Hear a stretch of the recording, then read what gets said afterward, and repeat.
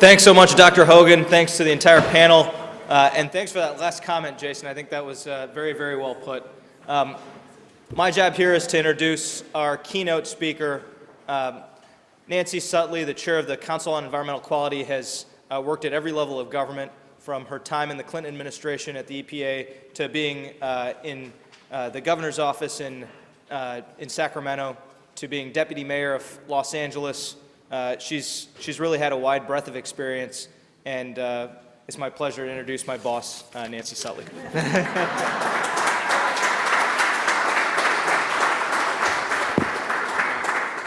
Thanks so much, Rohan, and thank you to all of you. Welcome to the White House. I know we got a little jumbled up with time, and that was my schedule, and I was a little sorry to cut off what seemed to be some great back and forth with the panel, and I know you'll have time to get into some more discussion. First of all, congratulations to all of you for making it through a sloppy, nasty, wintry weather that I know has wreaked havoc on transportation systems around the East Coast. So you are extra special because you made it here.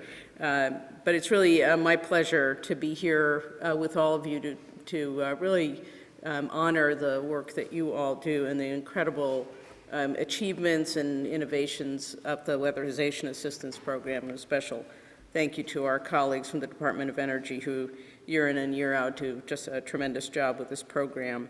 And I know there's a lot about, today is about how do we continue this great work. And we know how important this partnership is to improve energy efficiency and really to improve the lives of the people that all of your organizations serve. I know I'm sort of preaching to the choir here that you know how important and how profound the weatherization program can be. It's really just about things that make sense, right? Making our homes and our buildings more efficient, better insulated, and giving people the tools they need to permanently reduce their energy bills. And as I know you have been talking about today, and important that the world knows about the benefits of weatherization, the new technologies, the energy efficiency improvements, the help to low-income families, and the jobs that result from this are important to our country, and they are far-reaching.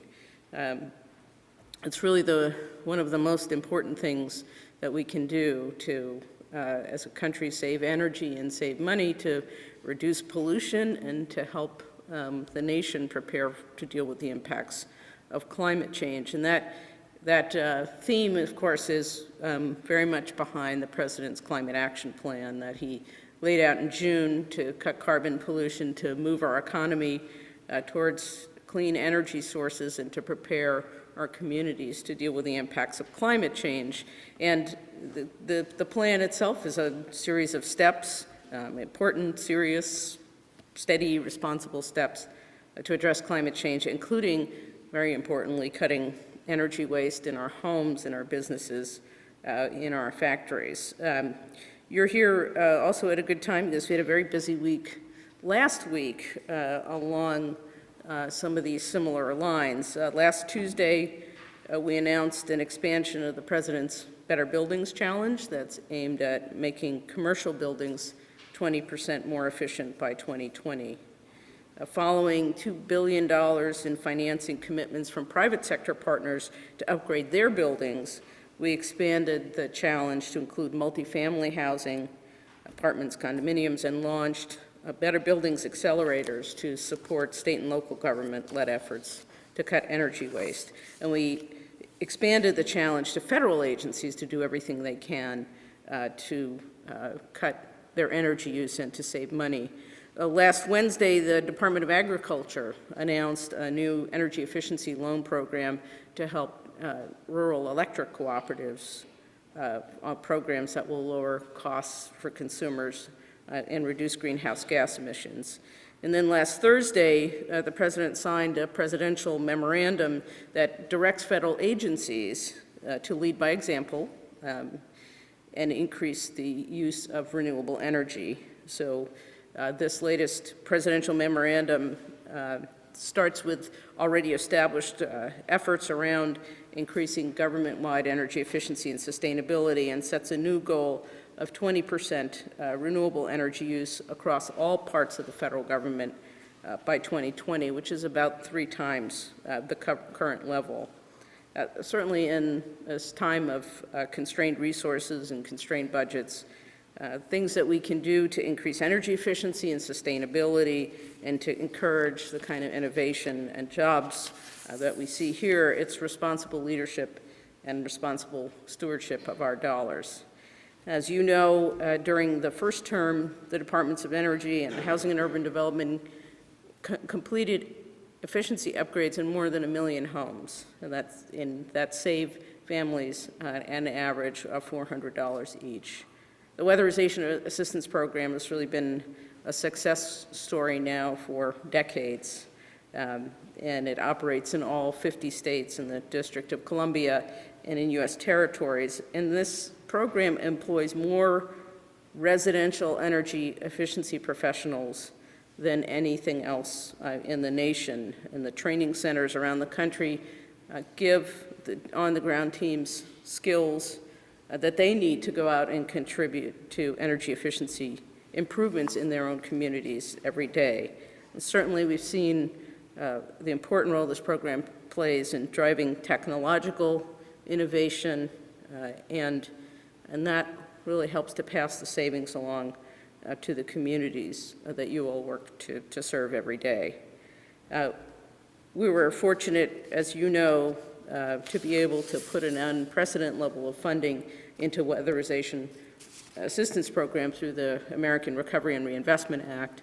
And we're pleased to have you here today to continue this discussion, to continue to see how we can make this program better and continue to provide the innovation and savings it provides to communities every day. So I know you're already hearing and talking a lot amongst your everybody here in the room about the ways in which weatherization and the home performance industry can lead in saving energy and in cutting costs, and to acting as part of the President's climate action plan to further the goals to reduce climate change. So before I close, I just want to thank Timothy Warfield and his team at the National Association for State Community Services Programs, and he's been a great leader and very important, the role that you all play in providing leadership in the states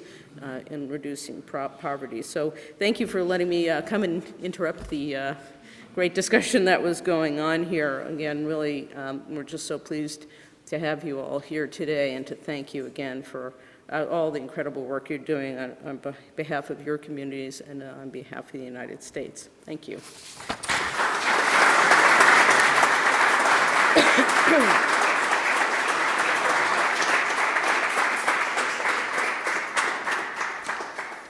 I'd like to go ahead and welcome panel 2 up to the stage. And before I do so, I just wanted to make a couple of quick mentions. One is Jason looks like he's trying to get out the door, but Jason, if you could wave your hand. Big thanks to Jason Walsh from the Department of Energy for all of his great work at EERE.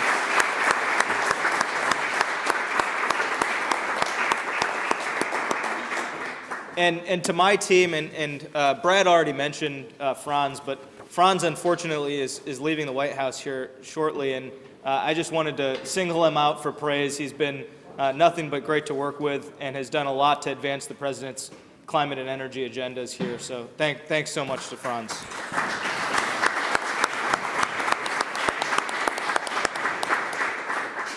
Once again, for those that are watching at home, I just want to make sure that you are tweeting. We've got a couple of hashtags, but the one that we're using in terms of question and answers is hashtag #ActOnClimate. So again, hashtag #ActOnClimate. And with that, let me go ahead and turn it over to our moderator, Mr. Willie Fobbs. Willie is at the Virginia Department of Housing and Community Development. Willie, take it away. Thank you. Thank you.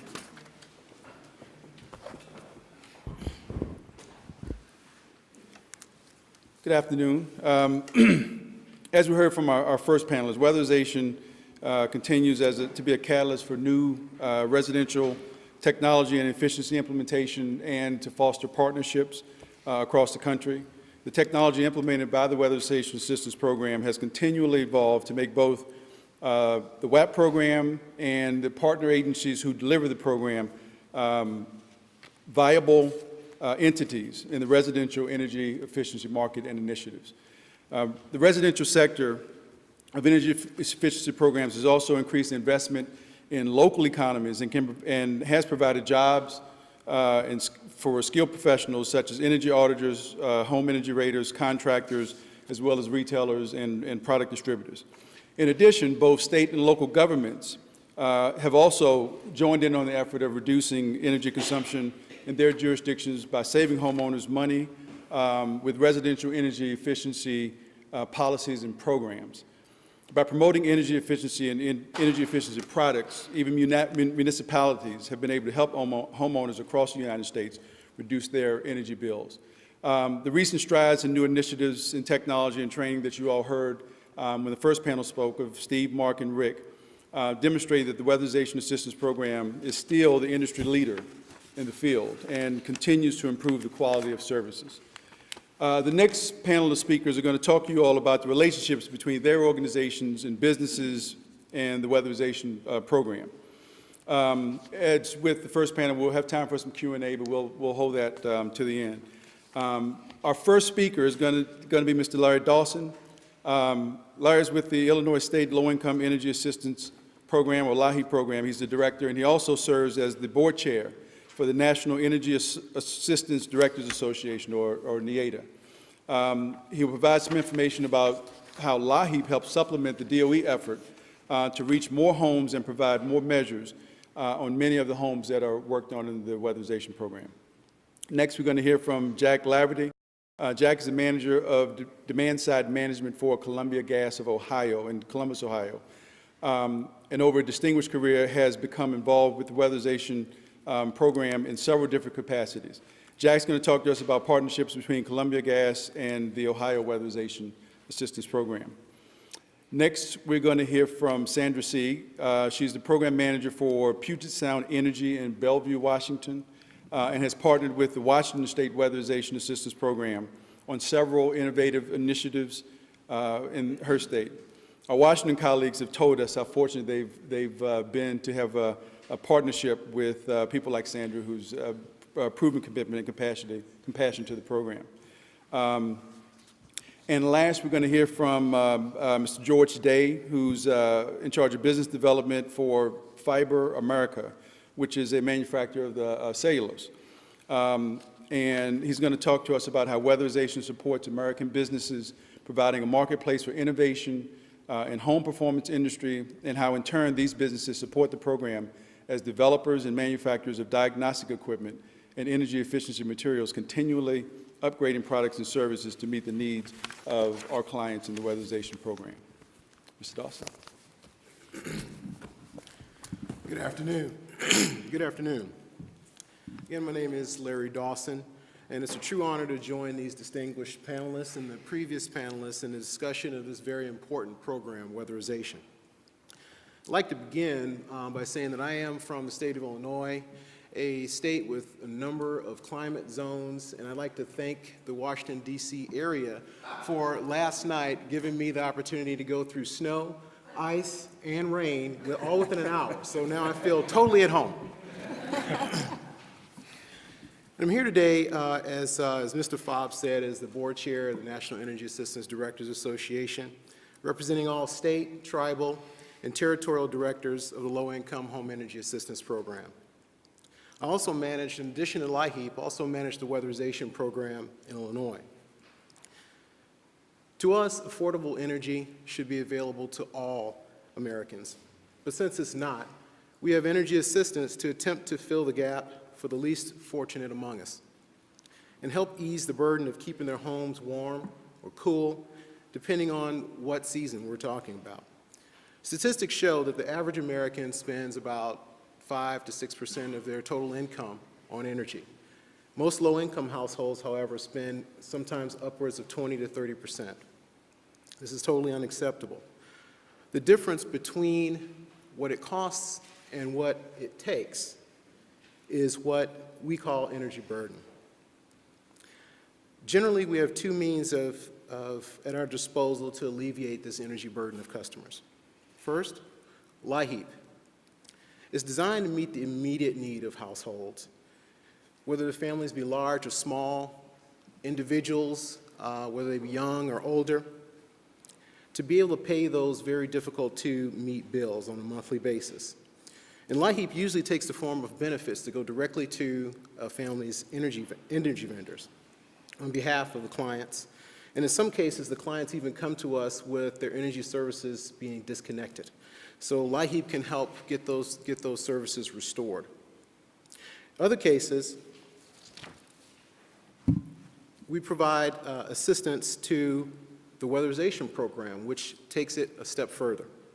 The Weatherization Assistance Program provides, as we've heard already, energy efficiency retrofits to existing housing stock, measures like high efficiency light bulbs, air sealing, insulation, heating and cooling system repair, in some cases replacement. And these measures save clients money and reduce the pressure on already tight budgets for the current year and for years to come. These two approaches make LIHEAP and Weatherization, in my mind, two sides of the same coin. Both programs also do a great job of providing energy conservation education, which is a focus. There's a number of funding sources for Weatherization, as we might have, I think has been mentioned earlier. You've got the U.S. Department of Energy, the U.S. Department of Health and Human Services, the LIHEAP Block Grant, as well as utility ratepayer funds and others. DOE, though, has laid the foundation, and states have used these and other funds to expand the scope of the Weatherization Assistance Program as a whole. Weatherization is important to the long-term success of the LIHEAP program. As weatherization reduces households' energy consumption, their bills usually go down and their need for LIHEAP diminishes. This usually results in lower LIHEAP benefit payments for those households and thus stretches the LIHEAP dollar to assist additional families. The previous panel spoke a lot about partnership. Weatherization has no bigger partner than the LIHEAP program. Typically, each state, most all states, provide a percentage of their LIHEAP block grant to weatherization activity. Generally, the Department of Health and Human Services allows states to go up to a maximum of 15% of that block grant transferred to LIHEAP, transferred to weatherization rather. It's possible to get a waiver to go up to a maximum of 25%, which some states have already done. Almost all states use at least some percentage of their LIHEAP block grant for weatherization activity. I think the national average is somewhere around 11 or 12% of the total block grant is transferred to weatherization, which amounts to somewhere in the area of about $400 million in investment in weatherization. Many states use their LIHEAP money in conjunction with their Department of Energy money to weatherize homes and deepen that impact on energy savings. And due to its nature as a block grant, the LIHEAP weatherization funds are a little bit more flexible and can be used to do energy conservation or health and safety measures that in some cases may not be allowable with DOE funding. For example, as has been mentioned before, all investments in weatherization should in some way lead to some benefit, and in most cases that benefit is energy savings, some kind of energy savings for the household. Some measures that we know that when we get into a household, we find out some things need to be done, but they don't always save as much energy as it takes to actually install them. And in those particular cases, we can use LIHEAP funding and other funds, ratepayer utility funds, to underwrite or pay for those measures. Some states also don't mix LIHEAP and weatherization, LIHEAP and DOE funds together, but use some of the LIHEAP weatherization funds to flexibly explore creative and innovative ways to provide energy efficiency retrofits in a cost-effective way.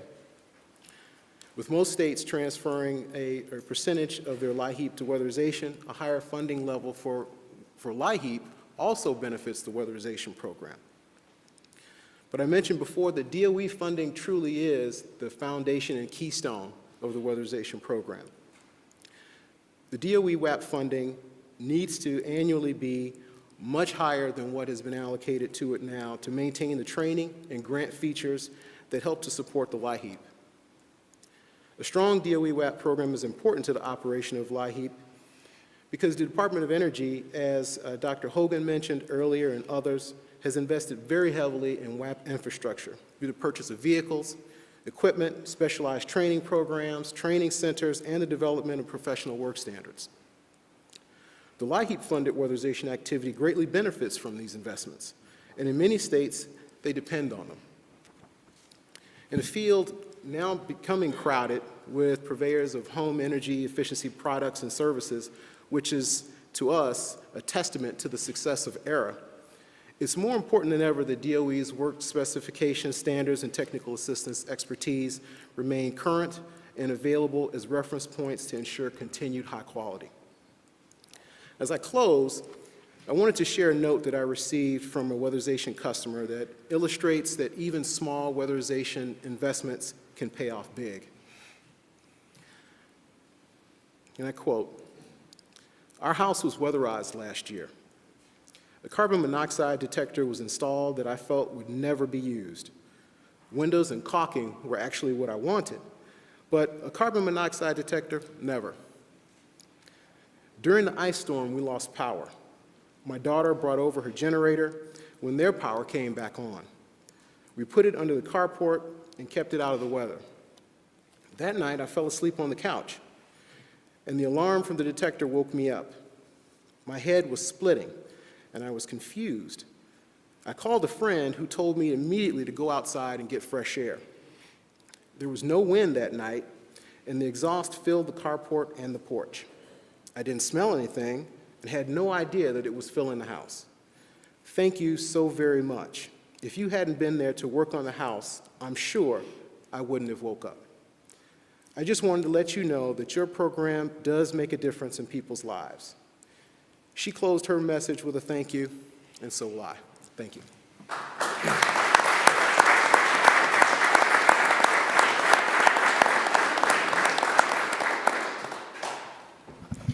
Good afternoon, everybody. I am Jack Laverty, and I work for Columbia Gas of Ohio. It's good to see some of my old friends in this room today. And when I started in this business, you were my young friends. So I don't know what happened, but it's been a good ride for a long time.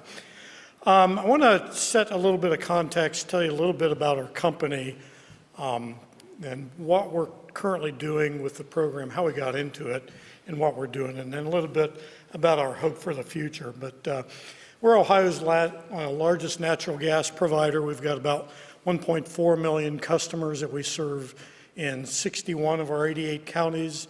A lot of those counties are extremely low income, Appalachian states in southeast Ohio, struggling industrial areas like Cleveland and Lorain, Ohio, where the automotive industry has declined, Toledo, Ohio, also an automotive center.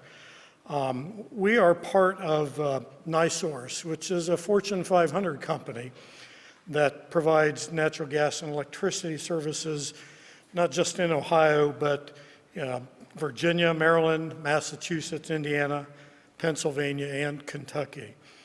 Energy efficiency and weatherization fit within our company's commitment to building customer-focused energy solutions, strong, stable communities, environmental stewardship, and sustainable value. And it's probably something you don't hear from all the utilities, but our executive leadership at the NiSource level and at the Columbia level take this all very seriously. Energy efficiency programs, including our own low-income weatherization program that partners with the DOE WAP program. And I apologize to those of you who don't like the WAP acronym, but it's going to be a lot easier to say. But these programs are part of the reason why our company was named to the Dow Jones Sustainability Index and Newsweek's Green Rankings. Since 1983, so quite a while ago, we contracted with Ohio's WAP network to deliver energy efficiency services, including, as Rick Karg mentioned, the RCS Energy Audit Program way back in the day, and some low-cost, no-cost programs. But in 1987, based on the work that we were doing with the WAP network in Ohio, we and 5 of our community-based partners created our own low-income program called Warm Choice in order to expand energy efficiency services that our company offered to our low-income customers. We recognized that the DOE HHS money wasn't enough to really have as much impact as our company wanted to have. So we knew as time went on that it made more sense to combine the efforts even further. We were running these programs as standalone programs through the network. So in '94, we redesigned the program so that we could mesh the programs together so that the community action agencies and the other weatherization providers would be really a full one-stop shop for our program, the low-income weatherization program that DOE funds, and some other programs as well. We knew that by combining resources, we could serve more people, save more energy and money than if we operated those programs alone. In Ohio, it's well over 300,000 households that have been served through the WAP program. I don't know what the number currently is, but 60,000 of those households also received services from our low-income program, Warm Choice. And over 50% of those, so about 30,000, received replacement heating systems. And I'm sure, we've all talked about the health and safety issues, but we find a lot of deferred maintenance on heating systems that are really scary and need to be taken care of. So some of the money that we put into weatherization can go to replace the heating system, and it doesn't have to be cost justified on the energy savings. It's simply a health and safety measure. So without the leveraging opportunities that we provided, a lot of those homes could have been deferred from the Weatherization Assistance Program. And that's not to say that Warm Choice stands on its own without the DOE program, because without robust federal funding, we couldn't do what we're doing right now. And we wouldn't be the success that we are today.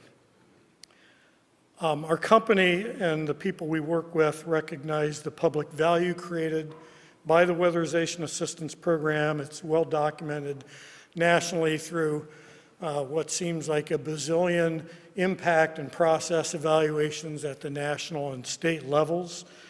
But the results are quite remarkable. The improvements in health, safety, durability, affordability, comfort, and the energy savings. And in Ohio, in particular, the decreased growth of low-income customer utility bill arrearages. These are some of the key benefits of the program. The economic development impacts that some of the earlier panel alluded to of job creation, purchase of U.S.-made products and equipment are other non-energy benefits that need to be recognized.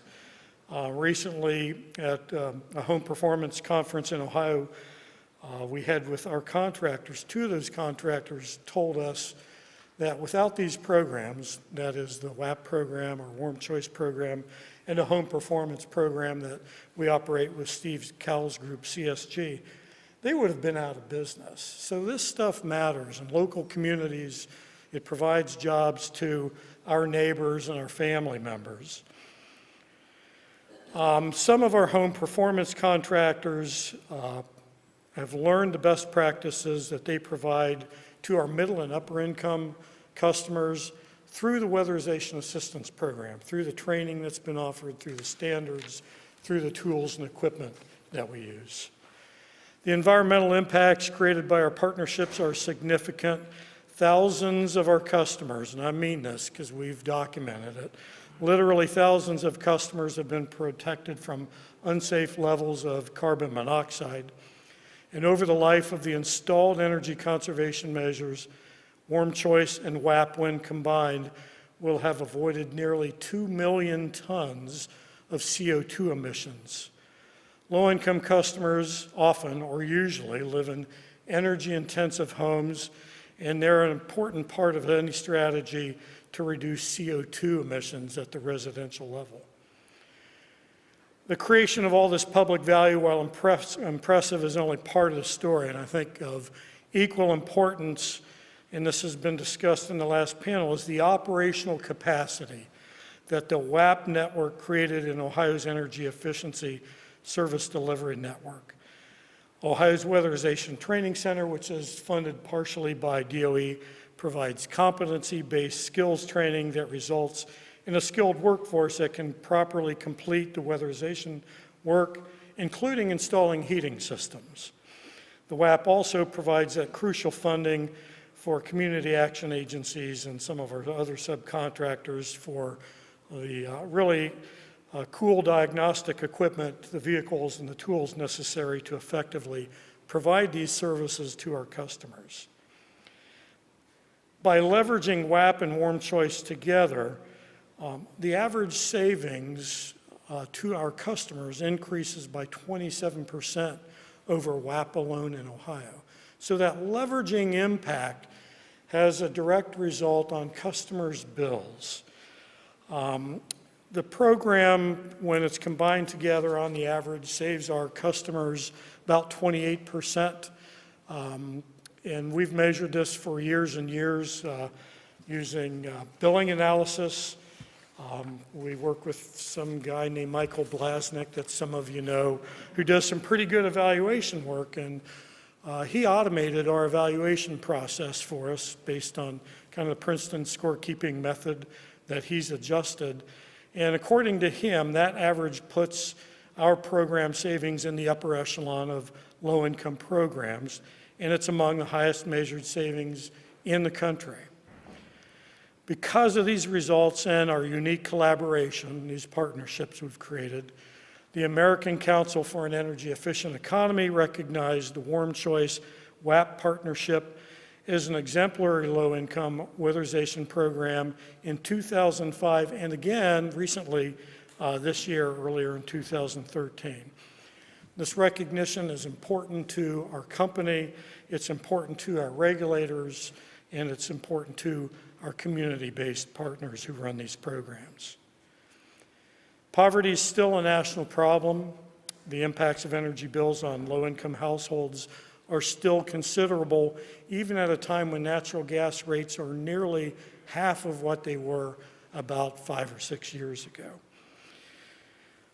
In our case, we appear to have reached the easy-to-serve low-income households, or what we might think of in other markets as the early adopters.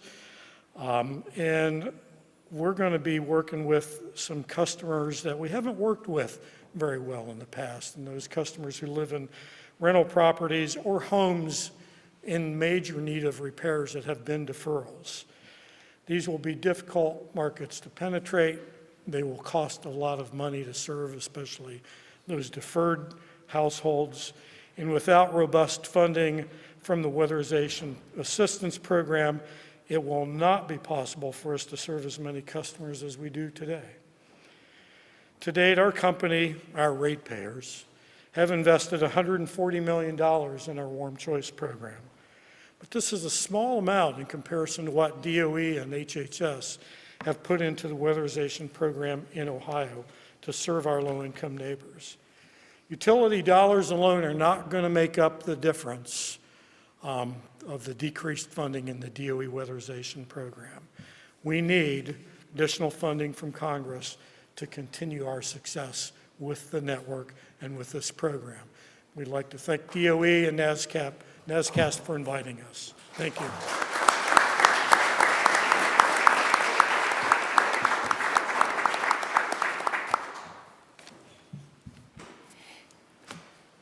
Hello. I also want to say thank you for the opportunity to come speak to you about this very important federal program and to speak to what it means to us as a utility in Washington State. And yes, I am from the other Washington.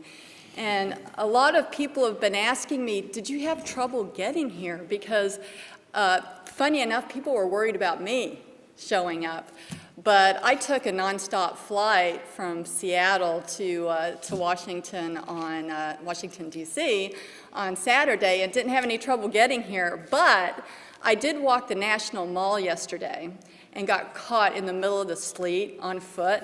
So I came back to the hotel. I couldn't move my fingers or my arms or my legs. So I did have some hazards out here, even though my plane ride was a piece of cake. I want to say that I've been managing the utility low-income weatherization program for about 5.5 years now. And when I first took the job, I wanted to get to know the customers who benefit from this program.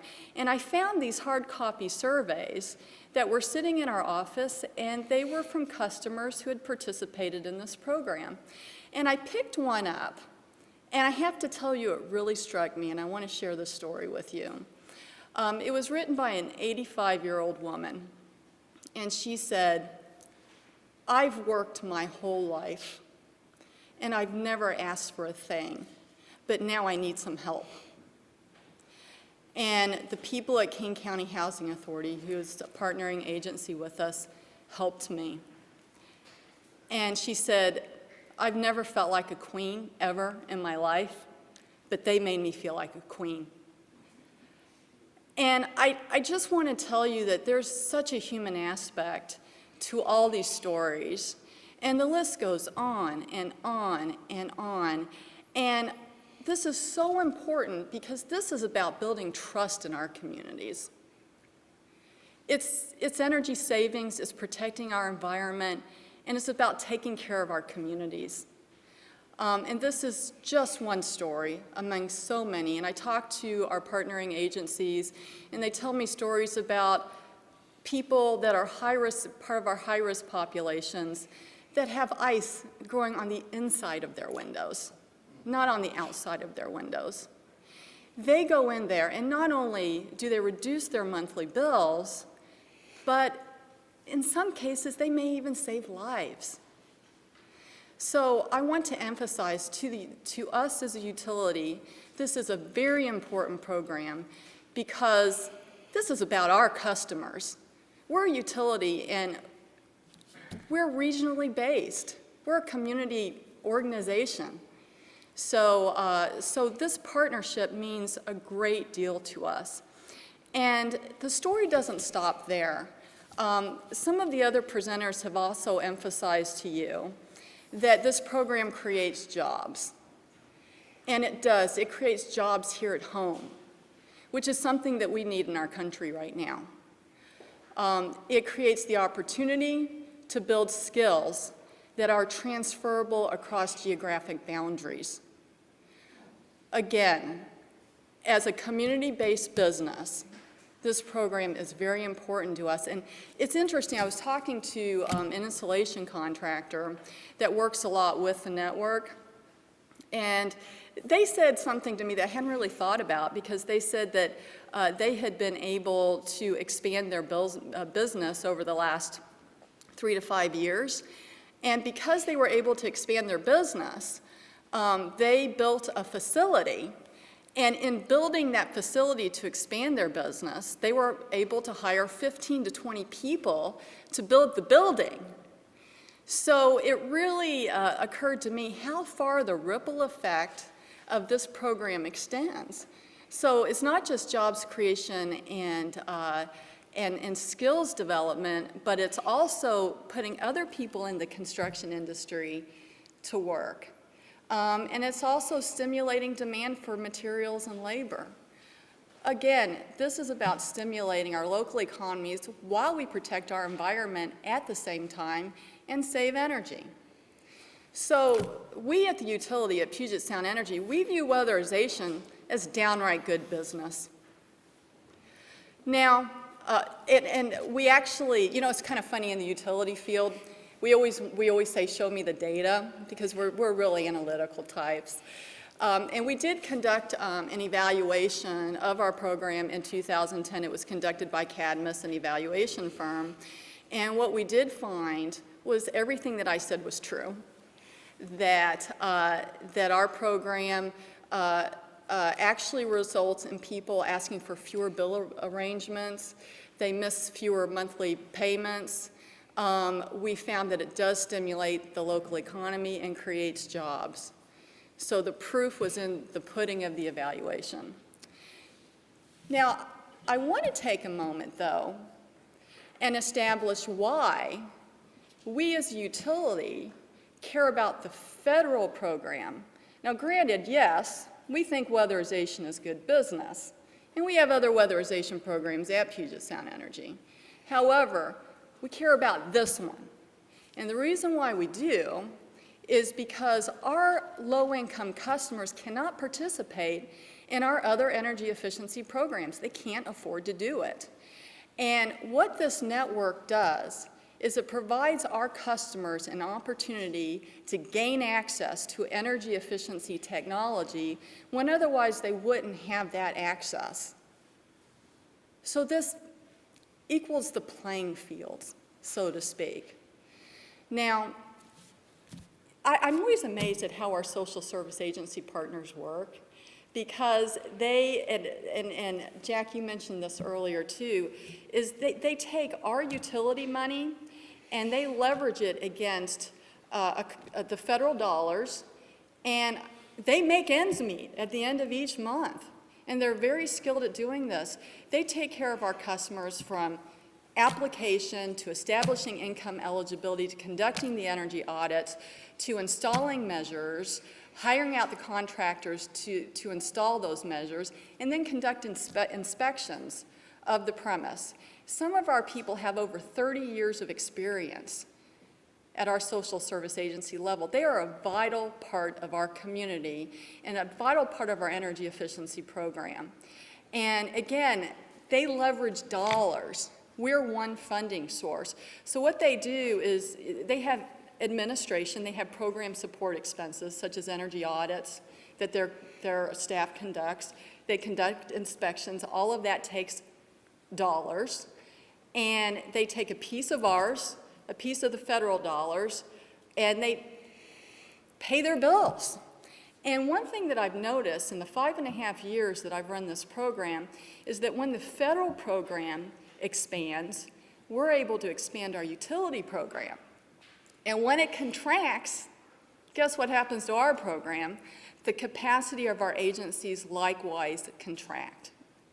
And Jack, you had actually mentioned that earlier too, and I really want to emphasize that at Puget Sound Energy, we're very committed to funding this program, and we cannot fund it by ourselves.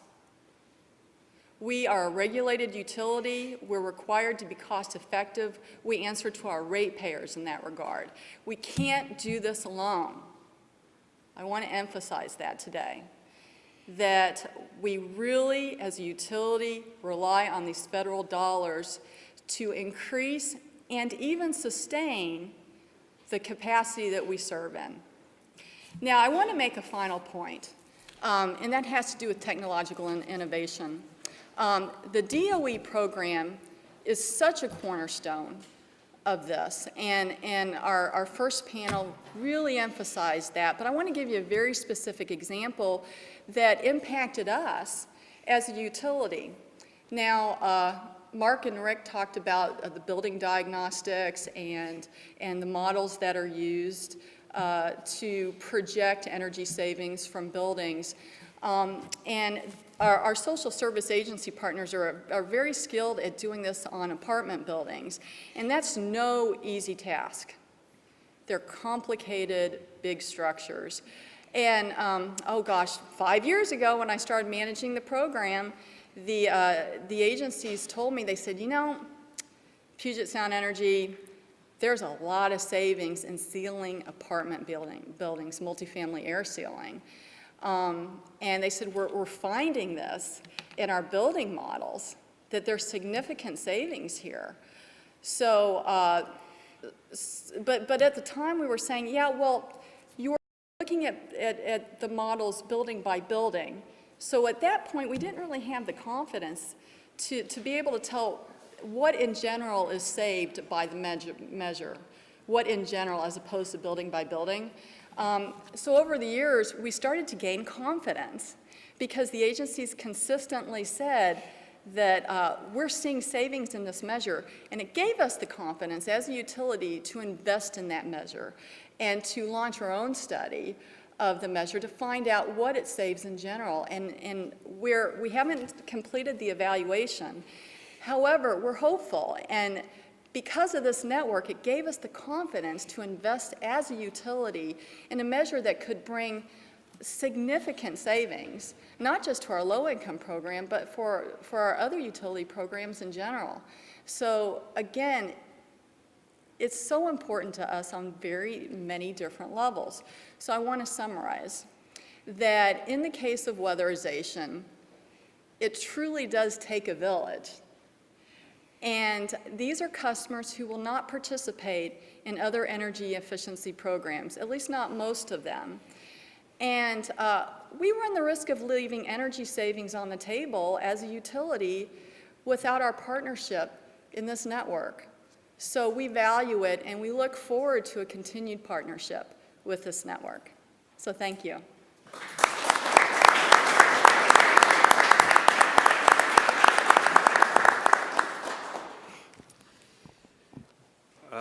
Along with the other panelists, I want to thank everyone for coming out today, and honored to be part of this panel and share the thoughts of the private sector with you all. As was mentioned earlier, my name is George Day. I'm one of the co-founders of a company called Fiber America. We're a manufacturer of cellulose insulation based in Allentown, Pennsylvania. We employ over 20 people directly in our facility who are proud to put the label Made in America on our product every day. We are a 4-year-old company, but we've got a number of people who are also co-founders of the company that have experience in the 30 to 40 year level and have partnered with a number of you over the years. Anybody who's been watching me throughout this presentation is probably, I feel like a bobblehead because I just keep shaking my head at everything that I hear. I could certainly anecdotally share a lot of success stories that I've heard along the way and mimic those. But I think what I was brought to talk about today was the impact of this public-private partnership on companies like Fiber America. And for me, not to take away anything from the human element and all the good work that's done for the end customer, but I have to tell you that from our perspective, weatherization is about U.S. jobs. It's about family-sustaining, non-importable jobs, okay? Careers, green tech jobs, which is sort of this new thing we're talking about. We're fortunate enough as cellulose insulation manufacturers that insulation is the largest budget item in most weatherization programs, and cellulose insulation is the product of choice for a number of reasons, partly due to technical performance, ease of use, and also relative low cost. And you know, we do bring an interesting perspective of weatherization, being a manufacturer, but also starting the company 4 years ago. We really valued what weatherization brought to our business, and you think back 4 years ago. And this again extends not only to our facility, but to our supply chain all the way through to our end customers, the installers. Anybody who knows anything about manufacturing knows that you just don't hang a shingle out and lease space. There's a lot of time and effort that goes into starting a business, certainly with millions of dollars of heavy equipment manufactured in the United States. But in advance of 2009, we started this process of opening this company. And of course, it was almost 4 years ago, to November, excuse me, that we started the company. We entered the worst housing market and construction industry that most people in this room have ever been a part of. I think the number I hear talked about is 40% unemployment for the insulation contractors. So certainly not a great time. This was also about the time, and almost 4 years ago to the day, that President Obama proclaimed that insulation is sexy stuff. And so what weatherization did for us as an industry, as manufacturers, and certainly the WAP and ARA money, was it gave us a much needed shot in the arm, and really our customers as well. And I can tell you, after 4 years later, I can tell you to just dovetail off what President Obama has said, weatherization is sexy stuff. It's to private industry, and to mirror what others have said, I think to all elected officials, they should look at it the same way. Again, I don't want to diminish the work that's done and some of the other good things that are done with alternative energy, wind and solar. I'm certainly, we believe in that and the benefits of those things. But if you were looking to support something in Washington, wouldn't you want to promote something that was a program related to creating and sustaining U.S. jobs in manufacturing, the U.S. supply chain, U.S. logistics, and then U.S.-based manufacturing of installation equipment and some of the technologies we've heard about today, all while providing key societal benefits? It's hard to imagine anything better, really. Weatherization also drives other benefits for our industry, and I'm here also representing our customers, the professional installers that install our product and other prescriptive measures. Weatherization has driven professional training and better practices throughout the industry. The work done provides benefits that last generations, and this work is helping to create a positive image that these installers didn't always enjoy. And I forget who it was that had the screenshot earlier, but I'll tell you a story about one of our co-founders, David Johnson, who's got over 40 years experience in the industry, actually started on the install side. He tells stories that when he was started in the industry, it was not uncommon to see signs posted at job sites that said, "Dogs and insulation installers, keep off grass." So we've come a long way. Today, the industry is highly trained with uniform standards and access to advanced technology, and now these people that install our product are considered building scientists. If the weatherization program goes unfunded or underfunded, this certainly will negatively impact employment and the positive momentum that has been talked about today. It would not surprise me to see a 20% drop in business with lack of funding. This certainly leads to higher unemployment for our customers, for ourselves, and others who are part of our supply chain. In closing, as a private business, we're keenly aware of the challenges in Washington, the budget limitations we face on a national level, but we hope the message is clear that an investment made in weatherization leads to U.S. private sector jobs and the advancement of a growing green tech workforce. Thank you.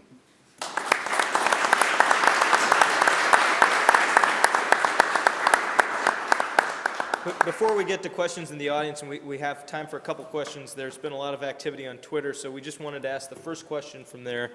Sustain Us has a number of posts, but one of them is, what can young people do to get involved in weatherization efforts and act on climate? And secondly, what can ordinary citizens do to help weatherize their neighborhoods and act on climate?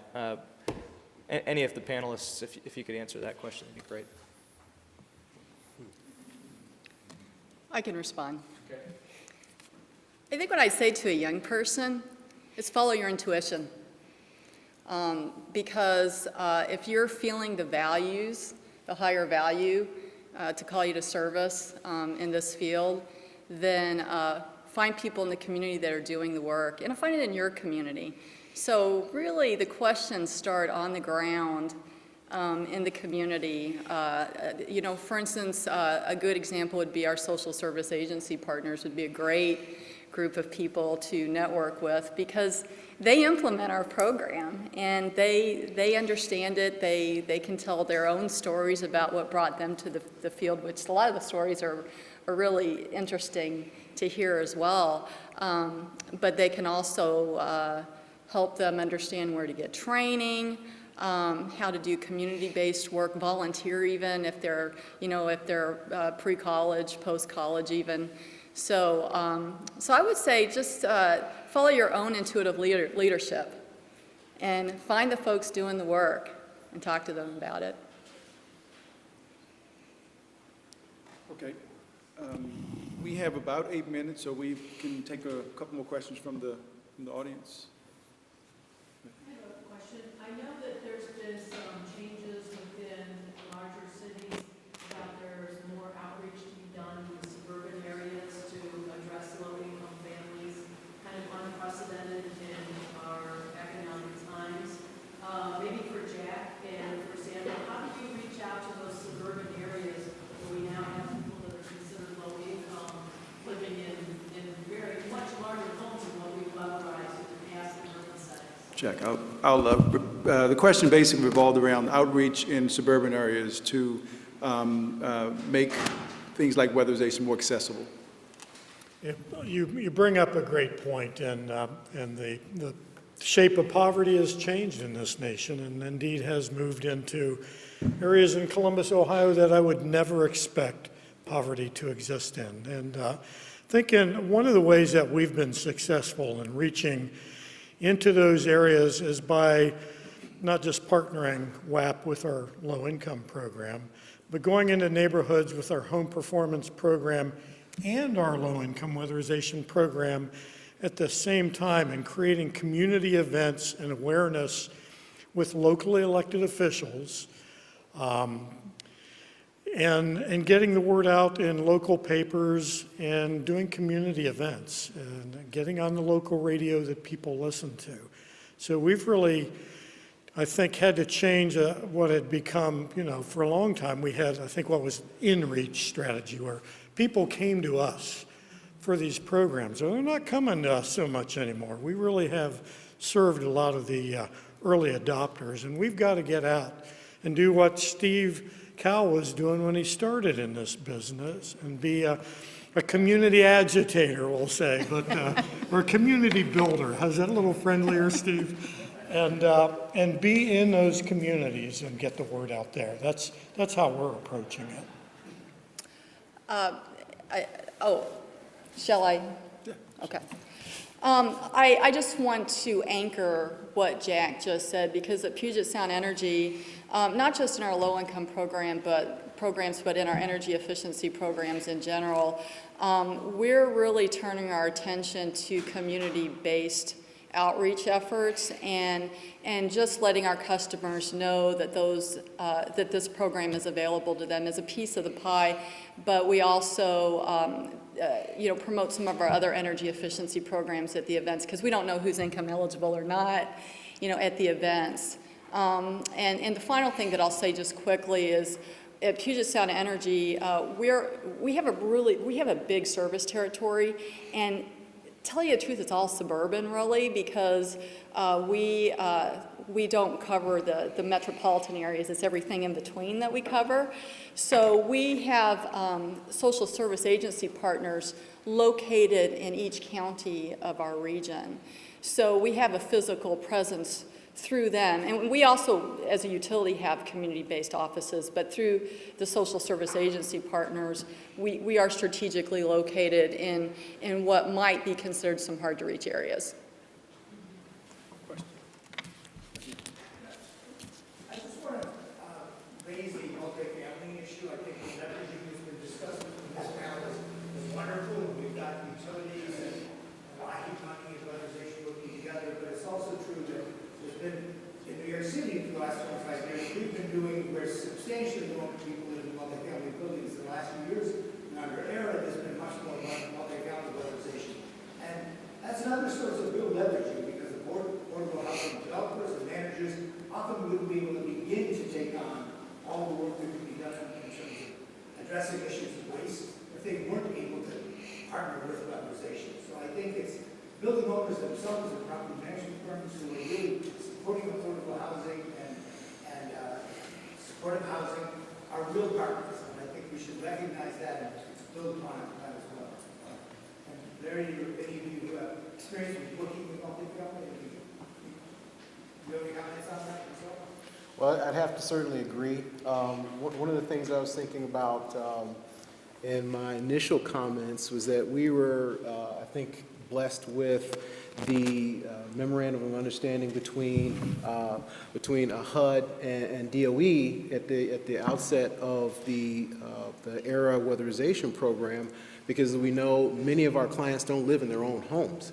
I would say more than half are living in some kind of rental housing. And in Chicago, much like New York, we have significant and aging multifamily housing stock, and it's very important that we don't forget that as we continue to try to grow the weatherization program, that we put more resources into working on multifamily.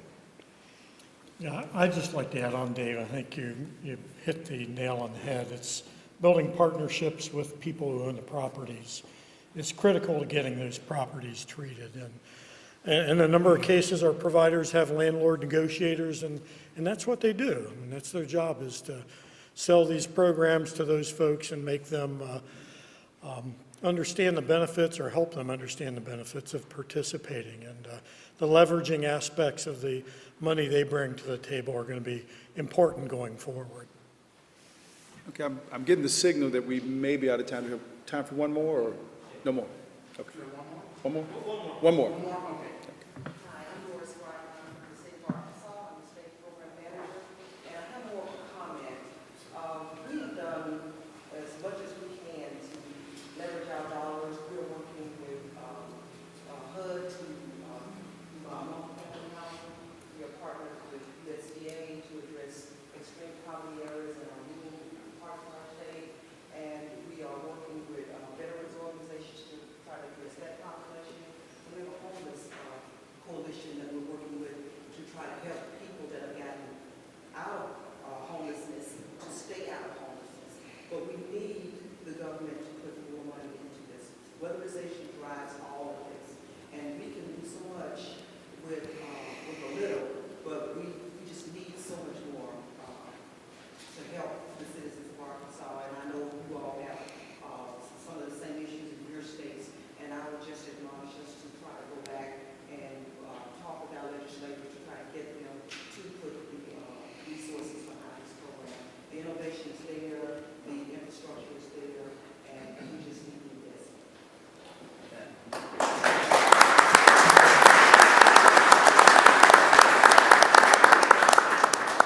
Thanks, Willie, and thanks to the entire panel. To close up and finish out the event, in the interest of time, I'm going to do very short introductions. First up is the gentleman, Dr. Dave Danielson, who's in charge of the energy efficiency and renewable energy programs at the Department of Energy. And to close the program is the President's top climate and energy advisor, Dan Utek, here at the White House. Dave.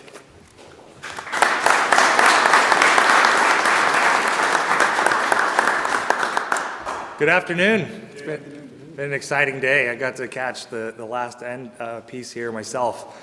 Very inspiring stories, driving home all the points. It's kind of, when you hear the same thing with multiple examples over and over again, it starts to become obvious that something's true. To reiterate, I'm Dave Danielson. I'm the Assistant Secretary for Energy Efficiency and Renewable Energy at the U.S. Department of Energy, and the Weatherization Assistance Program is under my purview. I'd like to start by thanking NASCASP for bringing us together.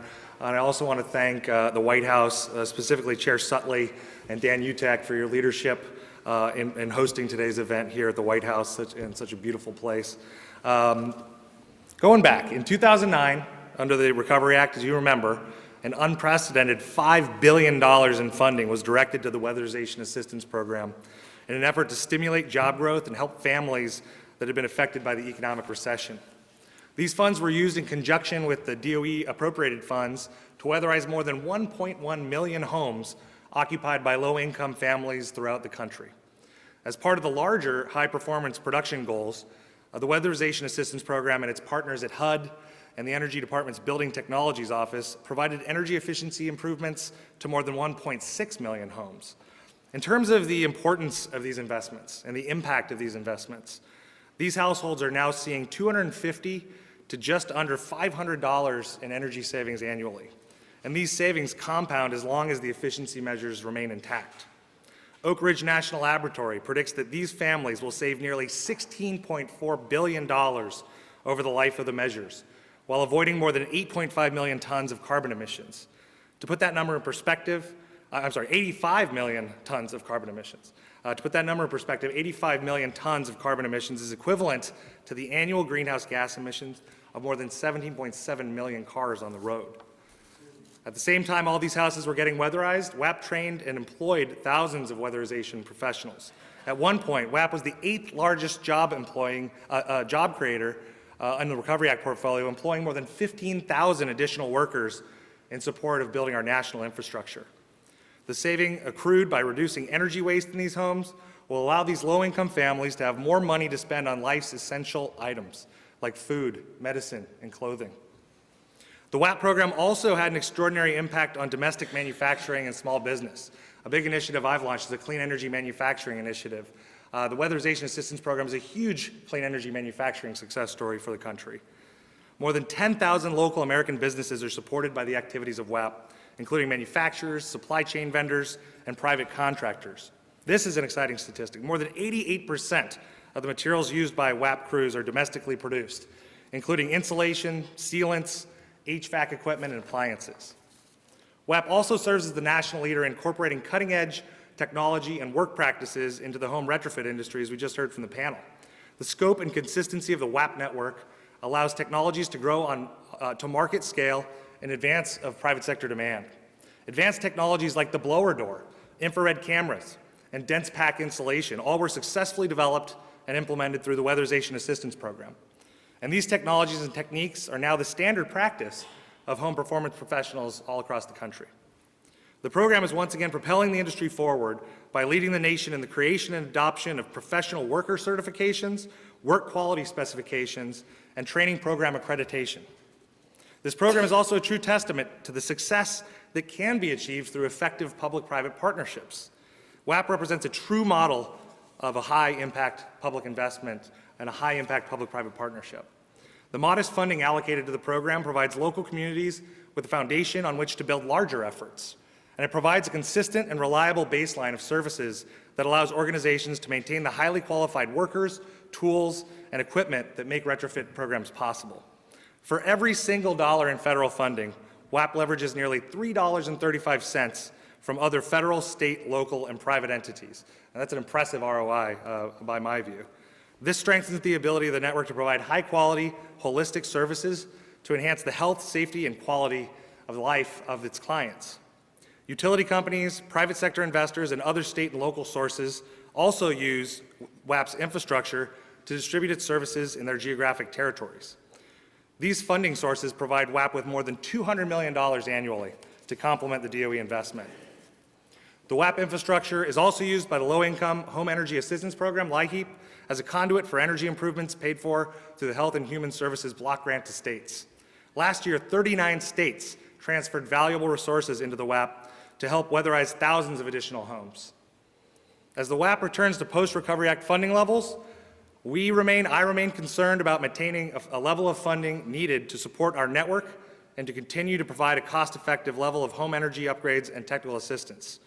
Under sequestration restraints, the WAP received only $64 million in appropriations for FY 2013, far below what is required to maintain the network at minimum capacity.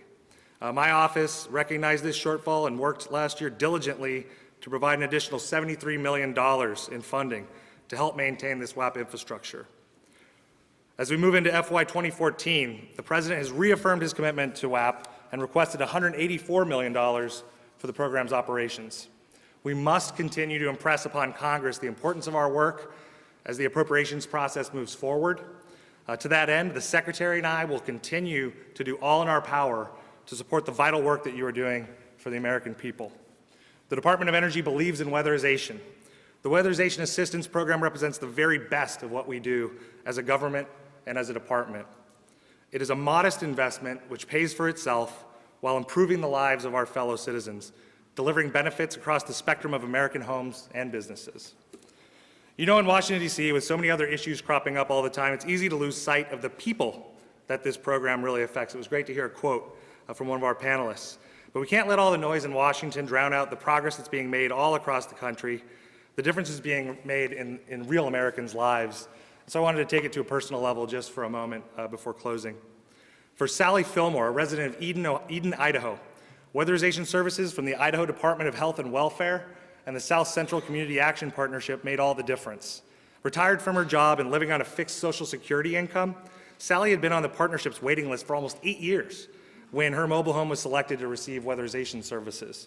South Central's trained and certified weatherization staff audited the home and installed an array of energy efficiency upgrades like compact fluorescent light bulbs, water pipe insulation, floor and ceiling insulation, and sealing the home's duct system.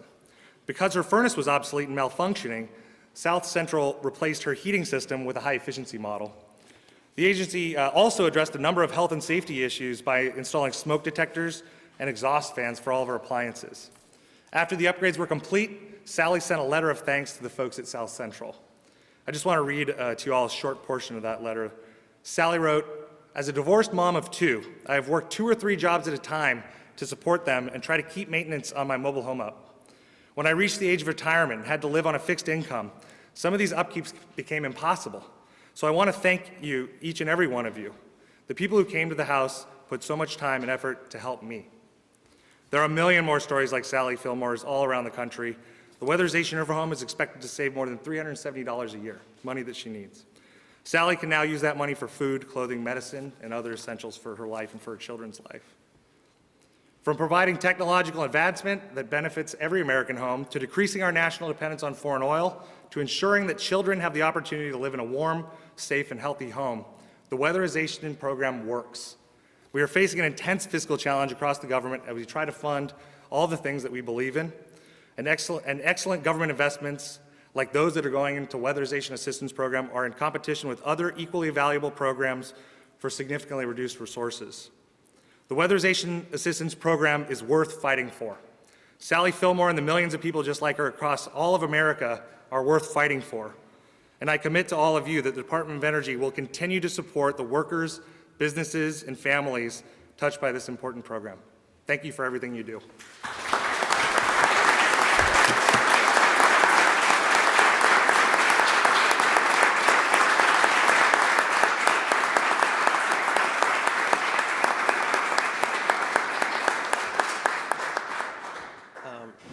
I'm sorry that David ran out before I had a chance to praise him, but I think you've got a true champion and a real rock star in Dave Danielson over the Department of Energy. And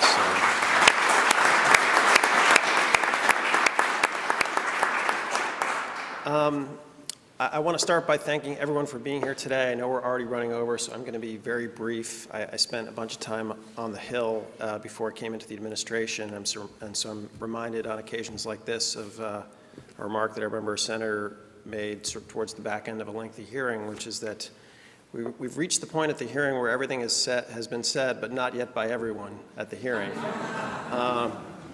But I do want to just offer a few brief words on behalf of the President and the White House, starting with thanking you all for making the time and effort to be here today, and more importantly, for all the work that you do throughout this country to implement this fantastic program. I want to provide a little bit broader perspective, which is where this fits within our overall energy and climate portfolio, and that is, squarely at the heart of our push around energy efficiency. And I think we all know, everyone in this room understands, what a triple win energy efficiency is, or maybe it's 4 or 5, I don't know, but it's, we're cutting people's bills, we're reducing pollution, we're creating jobs, and David ran off some amazing statistics about what this program supports in terms of thousands of businesses across the country, thousands of jobs, domestic sourcing of all the things that we use to weatherize people's homes. So this fits into a broader picture ranging from fuel economy standards that the administration's put in place over the last 5 years so that people get more spending less money at the pump over time as our cars go further and further on a gallon of gas. The department has, DOE has programs that are also within David's purview where they're setting minimum energy efficiency standards for a range of appliances and things like that, so that over time, all of the things that go into people's homes are using less and less energy sort of automatically, and that those are being refreshed over time. And I think after that program having really sort of lagged for a number of years, we've worked hard to catch up and have made a strong commitment to keep doing that kind of work going forward. The President launched a Better Buildings Challenge a few years ago, and we just last week had a whole group of stakeholders here, including 48 representatives of multifamily housing owners who are committing to working with that program through the Better Buildings Challenge to meet a goal of 20% reduction in energy use by 2020. So we've got a huge amount of activity in this space. We think it's really the first job in the energy space is to make sure we're doing everything we can on energy efficiency. Within that space, of course, the weatherization program has accomplished huge things over the last 5 years. I'm not going to repeat the points that Dave made, but you know, he talked about, he gave this example in sort of human terms. I think we've seen a lot of amazing things through this program, and one of them has to do with in Colorado, where veterans, green jobs, really seized on the weatherization program to help recently returned veterans transition back to civilian life. And so that's just I think we've seen a great example on the employment side, as well as obviously what this program is doing in terms of reducing people's energy bills across the country. Leverage, Dave covered that as well. So I just think this is a hugely successful program. It's hugely important, and we all know that we're not going to see another Recovery Act again anytime soon in terms of that massive surge of funding, but we're committed to working through the current fiscal challenges with all of you to make sure that we can continue to utilize this infrastructure that's been built up, all the expertise that's been built up, and all the passion of the people here and around the country behind this program. So I just want to close by, again, thanking you very much on behalf of the President of the White House for all the work that you do. Thank you.